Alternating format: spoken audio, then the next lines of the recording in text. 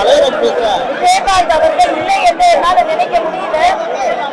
இதே அலுவலகத்துக்கு அவரை அரசியல் தலைவரா, ஒரு துணிச்சலான தலைவரா, பல முடிவுகளை எடுக்கக்கூடிய தலைவரா இதே அலுவலகத்துக்கு நான் வந்திருக்கிறேன்.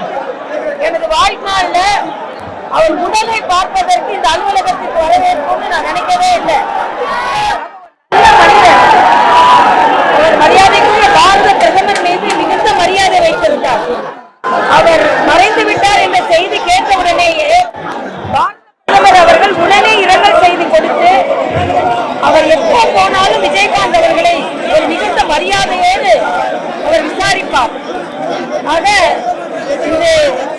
இந்த இழப்பு யாராலும் தாங்க முடியாத ஒன்று. அவர் இன்னும் பல உயரத்திற்கு வந்திருக்க வேண்டும். ஆனா அவரோட உடல்நிலை அவருக்கு ஒத்துக்கொள்ளவில்லை.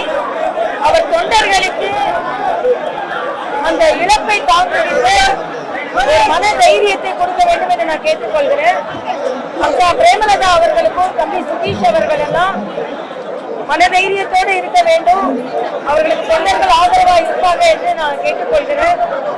ஒட்டுமொத்தமாக ஒரு நல்லவரை நாம் இழந்திருக்கிறோம். ஒரு வெள்ளந்தியான ஒரு மனிதரை இழந்திருக்கிறோம்.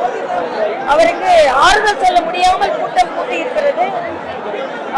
நான் பலமுறை அவர் அரசியல் ரீதியாகவும் சந்தித்திருக்கிறேன்.